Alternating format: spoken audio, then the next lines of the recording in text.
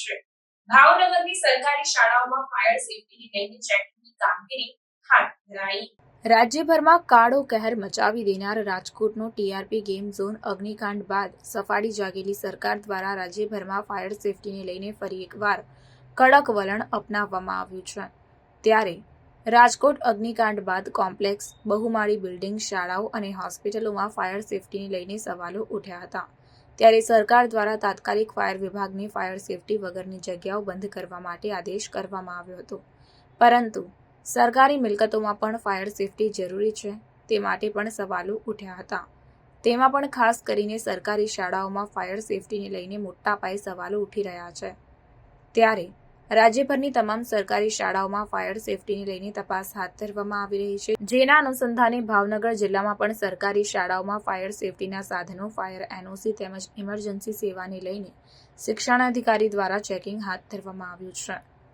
રાજ્યમાં વધુ એક અગ્નિકાંડ જે રાજ્યને હચમચાવી દીધું હતું। રાજકોટમાં ગેમ ઝોનમાં લાગેલી આગને લઈને સરકાર સામે અનેક સવાલો ઉઠ્યા હતા। ત્યારે રાજ્ય સરકાર દ્વારા તાત્કાલિક રાજ્યભરમાં ગેમ ઝોન, થિયેટર અને ફાયર સેફટી ઉપલબ્ધ ન હોય તેવી જગ્યાઓ બંધ કરી દેવાના આદેશ આપવામાં આવ્યા હતા। જોકે સરકારી શાળાઓમાં પણ ફાયર સેફટીની સુવિધાઓ યોગ્ય પરિપૂર્ણ થાય તે માટે પણ લોકોનો અવાજ ઉઠ્યો હતો।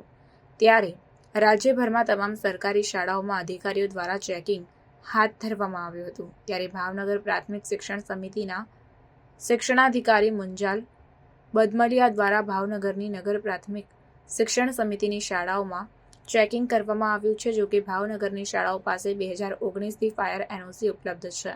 ત્યારે ભાવનગરની શાળામાં ચેકિંગ કરીને શાળાઓમાં ફાયર સાધનોનું ટેસ્ટિંગ કરવામાં આવ્યું હતું, તેમજ માર્ગદર્શન અને સૂચનાઓ પણ આપવામાં આવી હતી। રાજકોટ અગ્નિકાંડ બાદ સરકારી શાળાઓમાં શિક્ષણાધિકારી, બીઆરસી, સીઆરસી સહિતનાઓ દ્વારા ચેકિંગ હાથ ધરવામાં આવી છે, પરંતુ ખાનગી શાળાઓમાં તો આજે પણ ઘણી જગ્યાએ ફાયર સેફટીને લઈને આંખ આડા કાન કરવામાં આવી રહ્યા છે। ત્યારે ફાયર વિભાગ દ્વારા આ જગ્યાઓમાં ચેકિંગ ક્યારે કરાશે તેવા સવાલ ઉઠી રહ્યા છે। જોકે સુરતમાં બનેલ તક્ષશિલા અગ્નિકાંડ બાદ પણ આવી જ રીતે સરકાર દ્વારા સફાળા ચેકિંગના આદેશ આપવામાં આવ્યા હતા, પરંતુ સમયાંતરે પરિસ્થિતિ જૈસે થે વૈસે હી રહેંગે જેવી થઈ ગઈ હતી। ત્યારે હવે જોવાનું એ રહ્યું કે હાલ રાજકોટ અગ્નિકાંડની ઘટનાને લઈને ઘોર નિંદ્રામાંથી જાગેલી સરકાર આવી રીતે કડક ચેકિંગ ક્યાં સુધી કરશે। રિપોર્ટર ફિરોઝ મલિક, ભાવનગર। શહેરની નગર પ્રાથમિક શિક્ષણ સમિતિની શાળામાં ફાયરને લઈને ચેકિંગ હાથ ધરવામાં આવ્યું છે। કેટલી શાળાઓ છે અને સુવિધાઓ કેવી છે?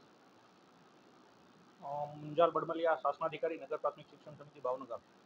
હાલમાં નગર પ્રાથમિક શિક્ષણ સમિતિ 68 જેટલી શાળાઓ છે, જેની અંદર જે રાજકોટની દુર્ઘટના બની એને ધ્યાનમાં રાખીને ખરેખર અત્યારે શાળાઓની શું સ્થિતિ છે અને ખરેખર ફાયરની સુવિધા છે કે કેમ, અને બાળકોની સલામતીને ધ્યાનમાં રાખીને શું પગલાં લેવા જરૂરી છે અને શું ખૂટતું છે એ પૂર્ણ કરવા માટે થઈ અને ગઈકાલ સાંજથી તમામ શાળાઓનું હું પર્સનલી અને રૂબરૂ જઈને ચેકિંગ કરી હતી। સરકારની જે સૂચના છે એ ખરેખર શાળાઓમાં વાસ્તવિક પરિસ્થિતિ જો જાણીએ તો આપણને ખબર પડે કે શું કરવા જેવું છે કે શું ખૂટતું છે, જેને ધ્યાનમાં રાખીને ગઈકાલે સાંજથી અત્યાર સુધીમાં અમે લગભગ 18થી 20 સ્કૂલોની મેં જાતે રૂબરૂ મુલાકાત લીધી છે। એ સિવાય અમારા બીઆરસી કોર્ડિનેટર, સીઆરસી કોર્ડિનેટર દ્વારા શાળાઓની રૂબરૂ ચકાસણી કરવામાં આવે છે। ખરેખર ત્યાં જે સુવિધા ઊભી કરવામાં આવેલી છે એ ચાલુ હાલતમાં છે કે કેમ, ફાયરની જે બોટલો લગાવેલી છે એ રિફિલ થયેલી છે કે કેમ, પૂરતા પ્રમાણમાં છે કે કેમ, આ સિવાય કોઈ અસલામતી કે દુર્ઘટનાગ્રસ્ત બની શકે એવું કંઈ બાંધકામ છે કે કેમ, એ તમામ બાબતોની ચકાસણી અમારી સમગ્ર ભાવનગરની અંદર ટીમો દ્વારા કરવામાં આવે છે।